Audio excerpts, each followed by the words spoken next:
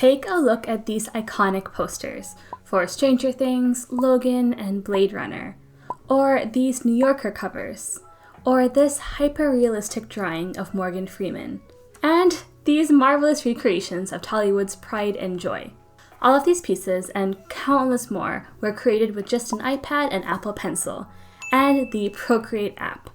Procreate is kind of the best of both worlds. It gives you the benefits of working digitally while mimicking the natural feeling of physical drawing. And even though my art skills are less than stellar, Procreate has become a staple in my editing workflow, allowing me to create these animations, doodles, and somewhat aesthetic thumbnails. So in today's video, I wanted to introduce you to Procreate. I'll share more about what this app is, some pros and cons, and how I use it to make YouTube videos. So yeah, let's get started. So Procreate was created in 2011 by Savage Interactive, which, besides a pretty dope name, has a very cool website that I at least could never create with my front-end skills. And this company is based in Tasmania, which, if you haven't heard of it, is just breathtaking. And even today, despite having one of the best-selling apps in the App Store, they only have 30 people on their team. Now, Procreate's features are pretty self-explanatory and somewhat familiar, whether you grew up in the age of Microsoft Paint or Apple Notes. When you open the app, you can see an array of all your past works, which I admit are not that well organized. You can then create something new or import an existing file or photo. And the canvas itself seems pretty plain on first impression, but actually there is a lot of power packed into this. You've got more than 200 brushes out of the box. And if those aren't enough, there are thousands of custom brushes that are just a Google search away. We've also got custom color palettes, gestures, tons of text styling options, and even the ability to create animations. And since I am no artiste, I can't explain too much about most of these features. But there are countless YouTube videos and even TikToks that walk through endless tips and hacks. And I just love how active this community is. It really makes this somewhat intimidating app a lot less scary.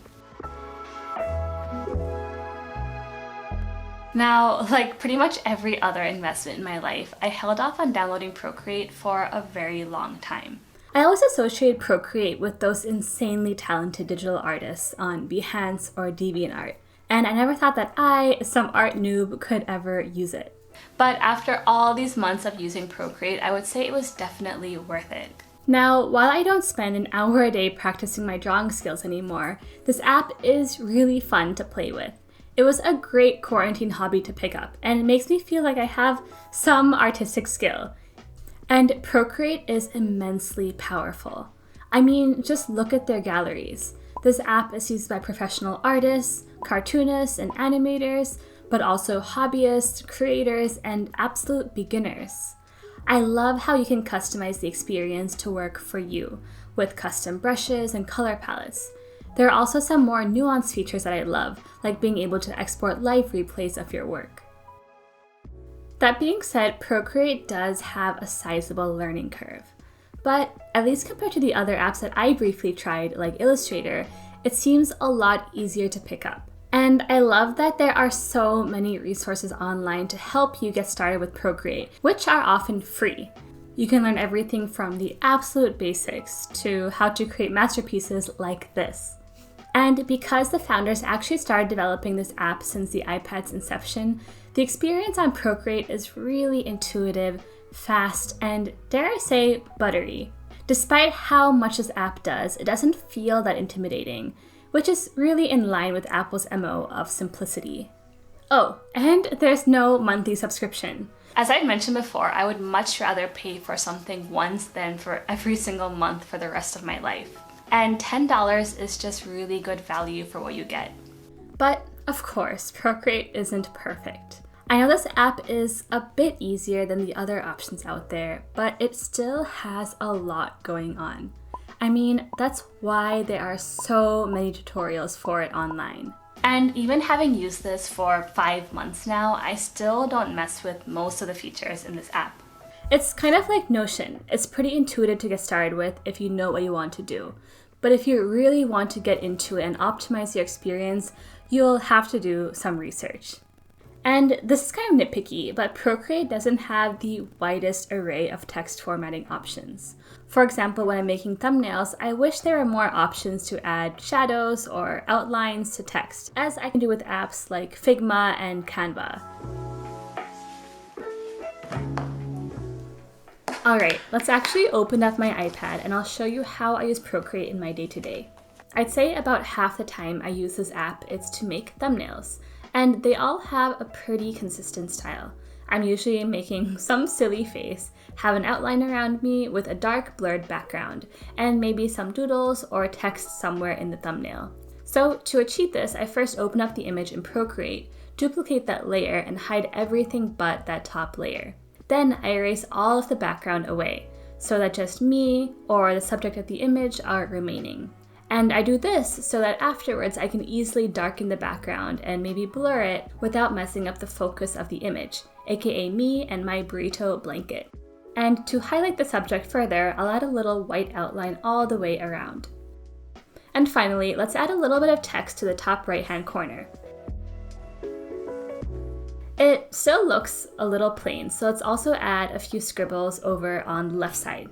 And yeah, that's good enough. That's our thumbnail. I also use Procreate a lot for animations. These help with conveying my story or explaining difficult topics in my videos.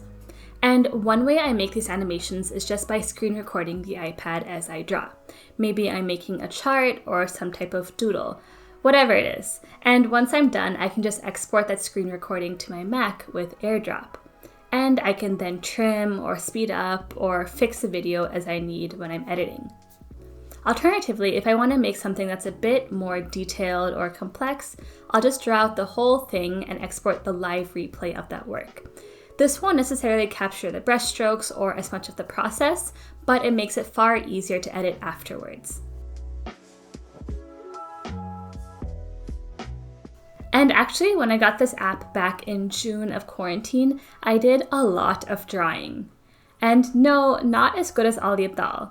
All I do was download some image from a Telugu movie, import it into Procreate, and trace over everything.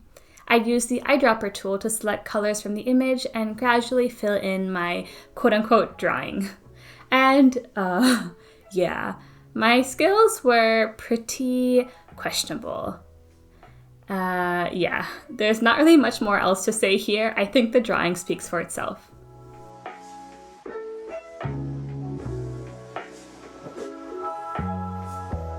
I'd say this app is definitely worth it if you are a creative professional of any type.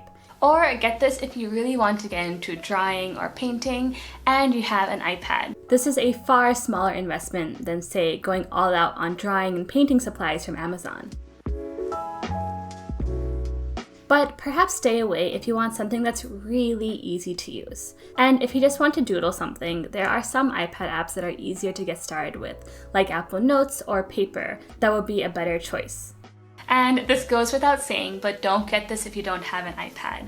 And if that is the case, I would suggest Adobe Fresco, which is just as powerful but has more cross-platform support. Or you can try out Procreate Pocket, which is the iPhone version of this app.